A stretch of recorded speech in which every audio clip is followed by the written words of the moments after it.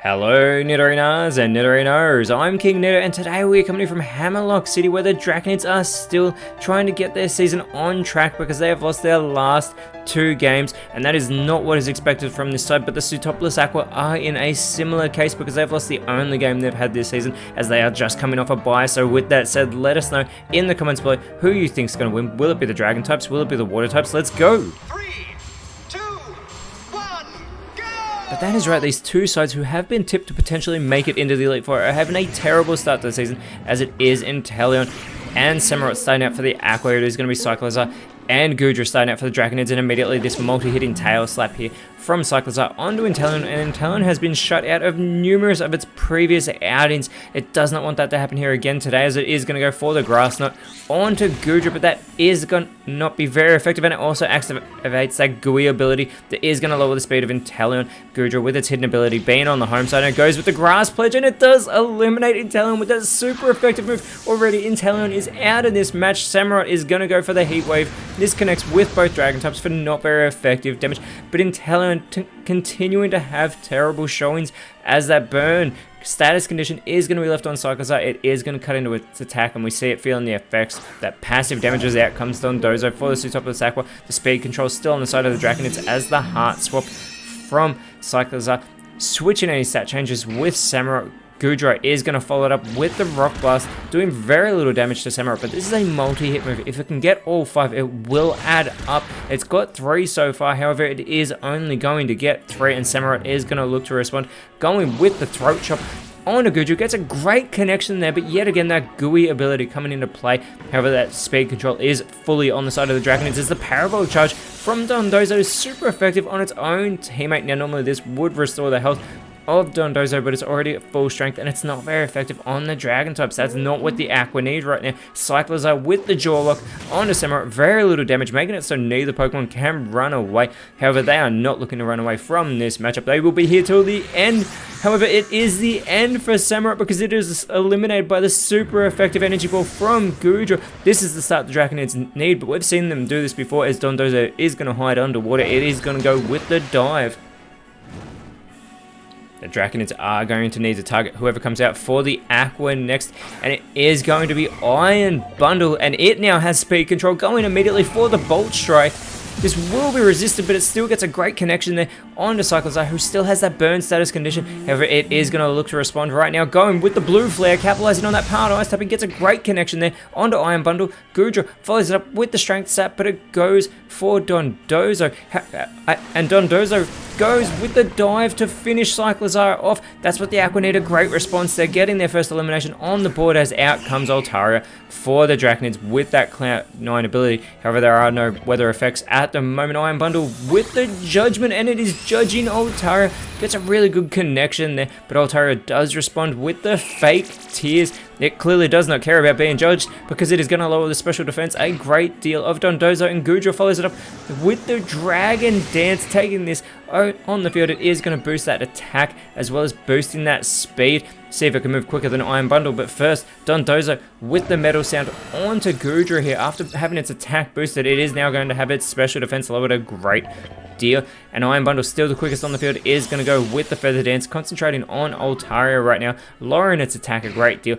Goodra is going to respond for its side with the Recycle, but unfortunately that is going to fail, and very smart that they lowered that special defense. It is base 150 as the Magma Storm from Altaria onto Dondozo. Surely it should have gone for Iron Bundle there. It's not very effective. Still gets a really good connection there, and Dondozo has become trapped in that swirling magma. As Dondozo with the Tailwind, it is going to blow that wind from behind the Pseudopolis Aqua, as it is still feeling the effects, or beginning to feel the effects of that Magma Storm.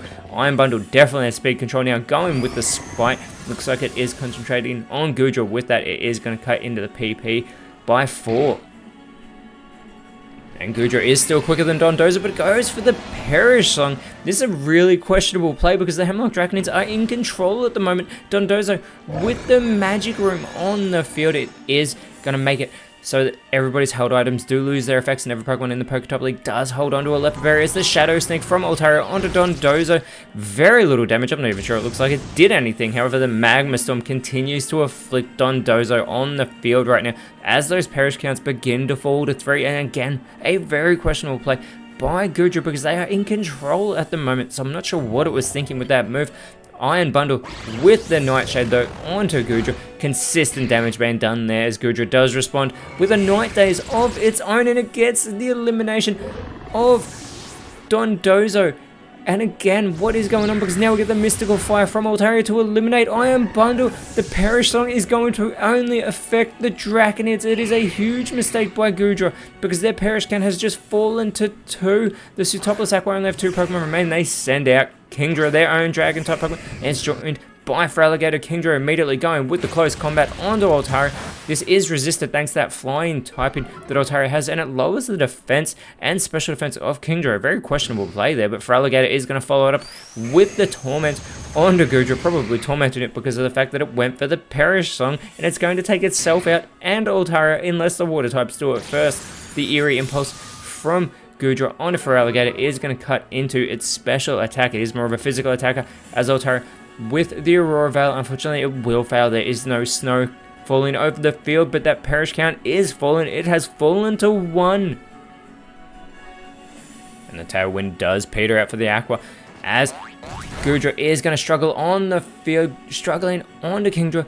Gets that damage, but gets the recall damage, so Goodra is eliminated. Altaria is by itself on the field at the moment. Kingdra is going to set up for a rollout that is super effective onto Altaria. Altaria is going to respond with the Gunk Shot onto its fellow Dragon type. Gets a good connection there as well as Feraligatr with the String Shot. This is going to slow down Altaria, but that doesn't matter because it is going to be eliminated by the Perish Song that was set up by Goodra. The Pseutopolis Aqua are actually still in this. They are at a 2-3 disadvantage as out comes Archaladon, and it is going to be joined by Exeggutor in its Alolan form. Remember, it is a part grass typing. Here we get the Grass Knot from Archaladon. Super effective onto Feraligatr. Massive damage, but that rollout continues from Kingdra. This is going to get stronger with every connection as Feraligatr does go for the Tar Shot onto Archaladon. This is going to slow it down, but it's also going to make it weaker to fire type moves, and it is a part steel type. Exeggutor with the Moon Blaster. This could finish Feraligatr off, and that it does. Kingdra is all by itself, and it has 3 Dragon types to contend with, but being a Dragon type itself, it knows how to handle them as the Magic Room does wear off, and the rollout continues from Kingdra, doing more damage this time to Exeggutor. Archaladon with the Flail, though, doing very little damage to Kingdra. Exeggutor follows it up with the Hydro Stream. This will be resisted. Not very effective. It does put Kingdra into knockout range, but it goes for the rollout. It's trying to eliminate Exeggutor, and it gets the elimination. This rollout, if it can continue, what damage can it do? Archaladon, though, with the wing attack, is going to prevent that from happening because it eliminates Kingdra, and the Hammerlock Draconids have gotten their first win of the season. Is this potentially the first signs of them starting to turn things around for the Draconids? They want that hype to be built back up, and next round they will be going up against the Lumiose Yellows. However, for the Aqua, unfortunately, next round they will be at a type disadvantage when they go up against the Eterno Devons. But until then, Nidorinos and Nidorinos, thank you so much for watching. Let us know in the comments below who you thought was the best on field, and if you enjoyed what you saw, please leave a like, share, subscribe, but more importantly, always remember, you are awesome, and I'll see you when you see me.